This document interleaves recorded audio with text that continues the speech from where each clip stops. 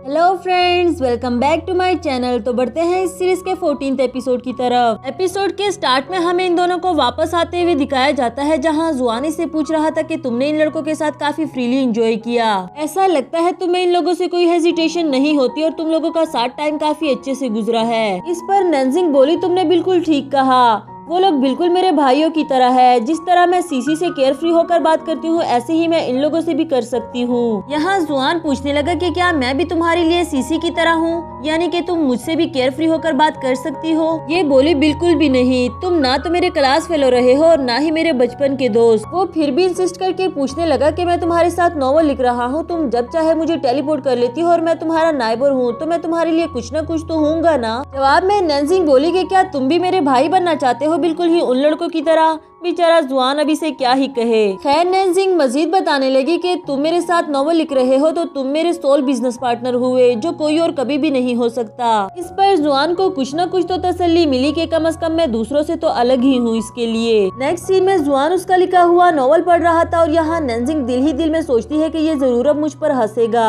क्योंकि जितना कूल इसने जुआन को बना दिया है, इतना कूल तो नॉवल का हीरो जुकेन भी नहीं, लेकिन इसके बावजूद भी इसको विलन ही बनाया। लेकिन जुआन के लिए इतना भी काफी था कि कम से कम नैनजिंग ने उसकी अच्छाइयों के बारे में भी सोचा। उसे बताता है कि तुमने मार्शल आर्ट के बारे में क्लियरली नहीं लिखा, तो इस प्लॉट में मैं तुम्हें गाइड करूंगा। पहले तो ये जुकेन का नाम हटाओ, इसकी जगह बॉस लिखो। नैनजिंग का नाम नैनजियोंग रखवाया और अपना नाम यंग मास्टर ऑफ हाइवान। साथ ही बताता है कि आज से रोज रात को तुम मेरे घर आओगी, हम एक अच्छी सी आउटलाइन बनाएंगे और फिर नॉवल पर काम करना स्टार्ट कर देंगे। नैनजिंग भी उसकी ये बात मान गई और उसके जाते ही यहाँ जुआन काफी ज्यादा खुश होता है। अपने टैडी से कहता है, मैंने तुम्हें कहा था ना, मैं अपना फर्स्ट इंप्रेशन चेंज कर दूंगा। इसके अगले ही सीन में हमें दिखाया जाता है कि दोनों काफी अटेंटिव होकर नॉवल पर काम करना शुरू कर देते हैं। अच्छी सी आउटलाइन बनाई और लिखने के साथ साथ इसे प्रैक्टिकल एक्सपीरियंस करके भी दिखाते थे।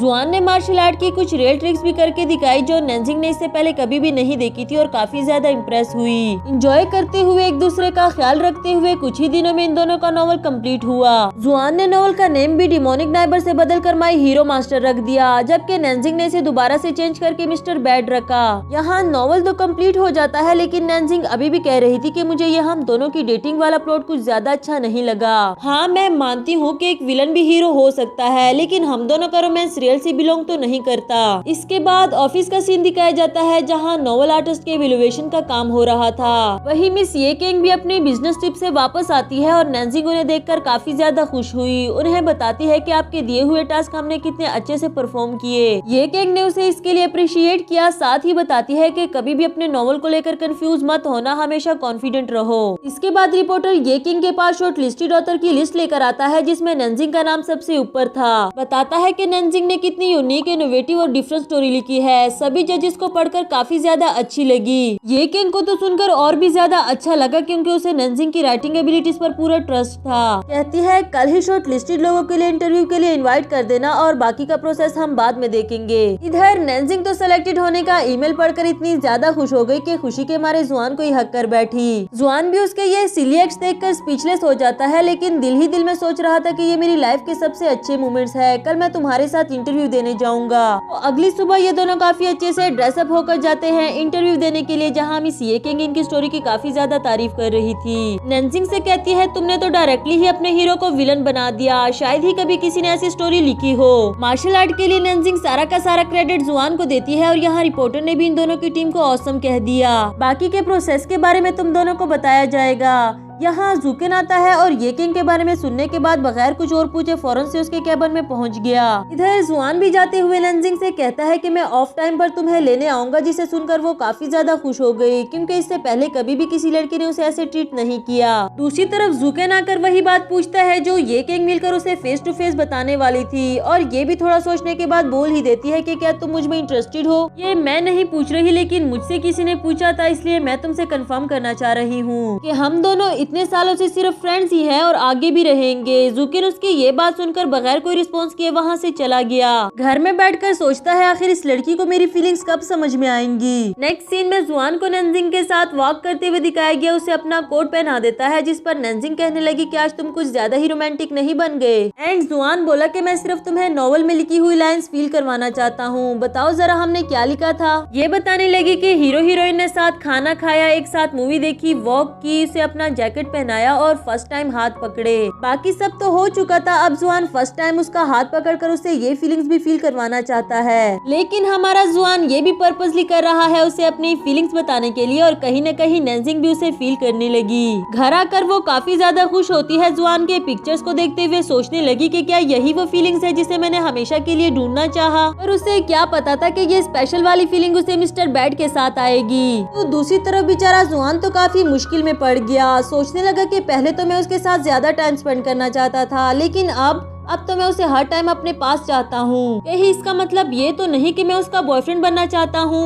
नहीं, मैं हैवान का यंग मास्टर, ये मेरे बस की बात नहीं। अब वो बुरी तरह से फंस चुका है, जितना मर्जी इस बात को रिफ्यूज कर दे, लेकिन वो चाहता तो यही था। नेक्स्ट मॉर्निंग का सीन दिखाया जाता है जहाँ नेंजिंग कल की बातों को लेकर काफी ज्यादा खुश थी, जैसे आज उसकी जिंदगी की एक नई सुबह हो। इसके बाद ये किंग उसे अपने पास बुलाती है, उसे बताती है कि कॉन्ट्रैक्ट से रिलेटेड अगर तुम्हारा या जुआन का कोई क्वेश्चन हो तो मुझे जरूर बताना। नेंजिंग का कॉन्ट्रैक्ट से रिलेटेड तो कोई क्वेश्चन नहीं था, लेकिन यहाँ एक छोटे से किंग कॉन्ग का पूछने लगी, जिस पर ये किंग ने बताया कि ये मेरे एक दोस्त की निशानी है, और उनकी बातों से ऐसा लगता है कि वो दोस्त मिस येकिंग के लिए काफी ज्यादा स्पेशल है। नेक्स्ट सीन में हमें जुकेन को जुआन के साथ दिखाया जाता है, जहाँ जुकेन पूछ रहा था कि ये लव डोमेन मेरे लिए इतना मुश्किल क्यों है, जिस पर जुआन बोला क्योंकि इतने टाइम में तुमने उस लड़की को अच्छे से समझा ही नहीं। एंड ये फौरन से पूछने लगा, तुम कैसे कह सकते हो, तुमने तो कभी किसी से प्यार नहीं किया। हालांकि लव डोमेन जुआन के लिए भी इतना ही मुश्किल था, लेकिन फिर भी कॉन्फिडेंट होकर कहने लगा, इसमें मुश्किल क्या बात है, दो लोगों को एक साथ रहना है, एक दूसरे को ओबे करना है, शादी होगी, बेबीज आएंगे, और क्या।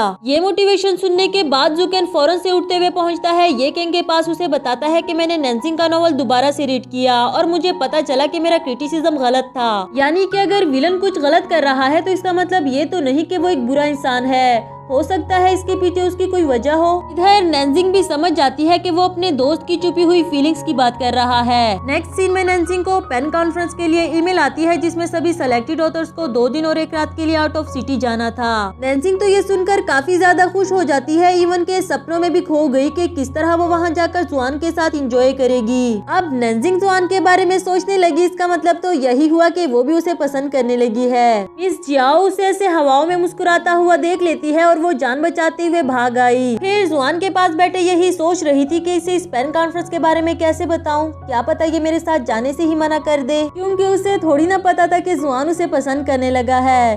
तो इधर जुआन को ये टेंशन लग गई कि अब नॉवल तो खत्म हो चुका, कि अब तुम मुझसे रोज मिलने के लिए नहीं आया करोगी, जिस पर नेंजिंग बोली, क्यों नहीं, अगर तुम्हें मेरी जरूरत पड़े तो मैं जरूर आऊंगी। फिर खाना बनाने के बहाने उसे अपने पास रोक देता है, लेकिन ये उसका परमानेंट सोल्यूशन तो नहीं था। नेक्स्ट सीन में नेंजिंग इस बात को लेकर काफी ज्यादा परेशान थी कि जुआन को पेन कॉन्फ्रेंस के बारे में कैसे बताए, अगर उसे बुरा लग गया तो, क्योंकि वो एक एंशिएंट है, हमेशा नेंजिंग से दूर रहने की बात करता था, अब एक साथ जाने से उसे बुरा तो लगेगा। इतना बड़ा बोझ अपने सर से कैसे उतारूं, किसकी हेल्प लूं, उसके कहने की देर थी और यहाँ जुआन टेलीपोर्ट होकर उसके पीछे खड़ा था। बेचारी नेंजिंग को तो इस बार भी इस बात का कोई आइडिया नहीं था।